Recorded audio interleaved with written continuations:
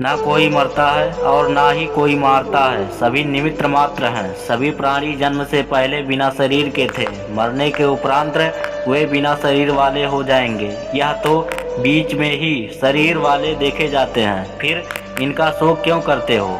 कृष्ण, हिंदू धर्म के एकमात्र धर्म ग्रंथ हैं वेद। वेदों के 4 भाग हैं, ऋग, यजु, साम और अथर्व। वेदों के सार को वेदांत या उपनिषद कहते हैं और उपनिषदों का सार या निचोड़ गीता में है। गीता हिंदुओं का सर्वमान्य एकमात्र धर्म ग्रंथ है। पहली बात, गीता के ज्ञान को भगवान श्री कृष्ण ने अर्जुन से कुरुक्षेत्र में खड़े होकर दिया था। यह श्री कृष्ण अर्जुन संवाद नाम से विख्यात है। दूसरी बात, वैसे तो गीता श्री कृष्ण और अर्जुन के बीच हुआ एक संवाद है, लेकिन कहते हैं कि भगवान श्री कृष्ण के माध्यम से उस काल रूप परम परमेश्वर ने गीता का ज्ञान विश्व को दिया। श्री कृष्ण उस समय योगारूढ़ थे। तीसरी बात, गीता के 4 अध्याय में कृष्ण जी कहते हैं कि पूर्व काल में यह योग मैंने विश्वास्वान को बताया था। विश्वास्वान ने मनु से कहा था, मनु ने इक्ष्वाकु को बताया। यूं पीढ़ी दर पीढ़ी परंपरा से प्राप्त इस ज्ञान को राजर्षियों ने जाना, पर कालांतर में यह योग लुप्त हो गया और अब उस पुरानी योग को ही तुम्हें पुनः बता रहा हूँ। परंपरा से यह ज्ञान सबसे पहले विश्वास्वान सूर्य को मिला था, जिसके पुत्र वैवस्वत मनु थे।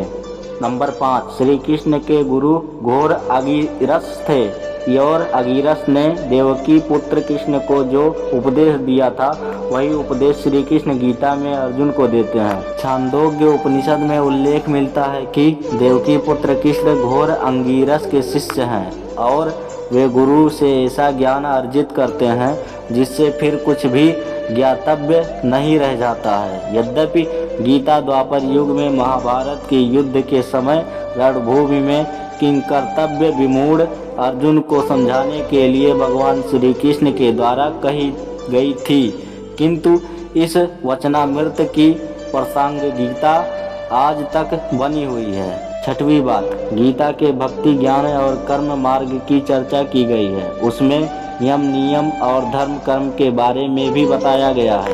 गीता ही कहती है कि ब्रह्मा ईश्वर एक ही हैं। गीता को बार बार पढ़ेंगे तो आपके समक्ष इसके ज्ञान का रहस्य खुलता जाएगा।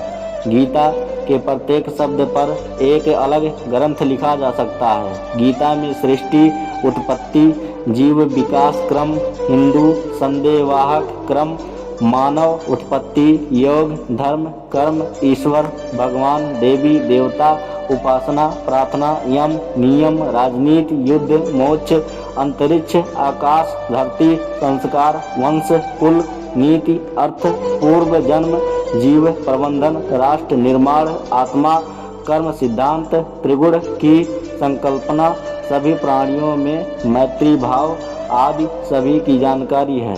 श्रीमद् भागवत गीता योगेश्वर श्री कृष्ण की वाणी है। इसके प्रत्येक श्लोक में ज्ञान रूपी प्रकाश है, जिसके पर स्फुटित होते ही अज्ञान का अंधकार नष्ट हो जाता है। ज्ञान, भक्ति, कर्म योग मार्गों की विस्तृत व्याख्या की गई है।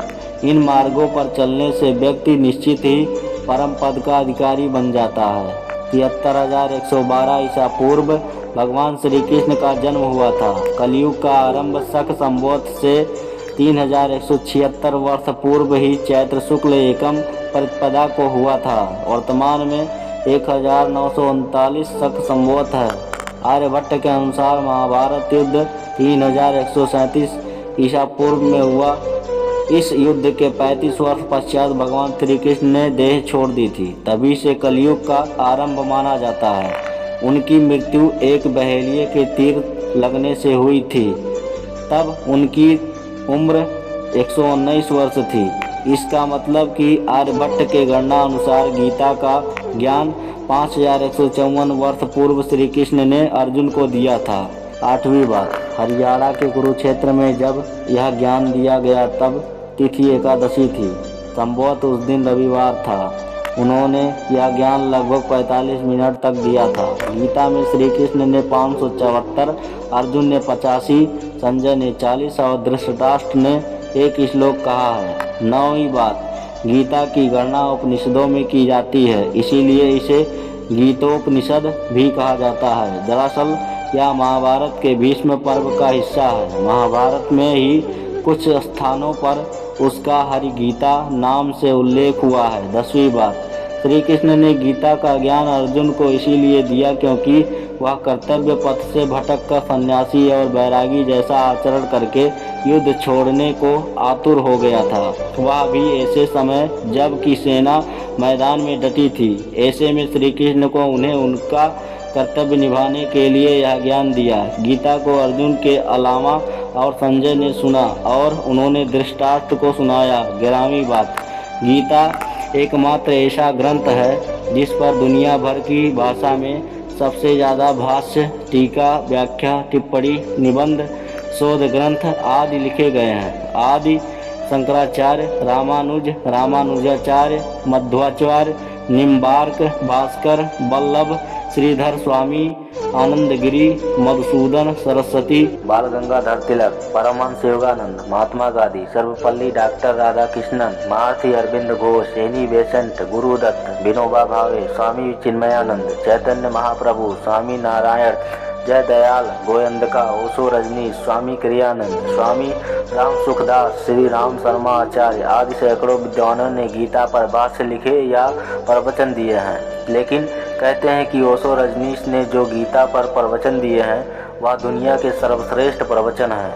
किस समय किसने गीता को महाभारत से अलग कर एक स्वतंत्र ग्रंथ का रूप दिया, इसका कोई प्रमाण कहीं नहीं मिलता। आज शंकराचार्य द्वारा भाष्य रचे जाने पर गीता जिस तरह प्रमाण ग्रंथ के रूप में पूजित हुई है, क्या वही स्थिति उसे इसके पूर्व भी प्राप्त थी, इसका निर्णय कर पाना कठिन है।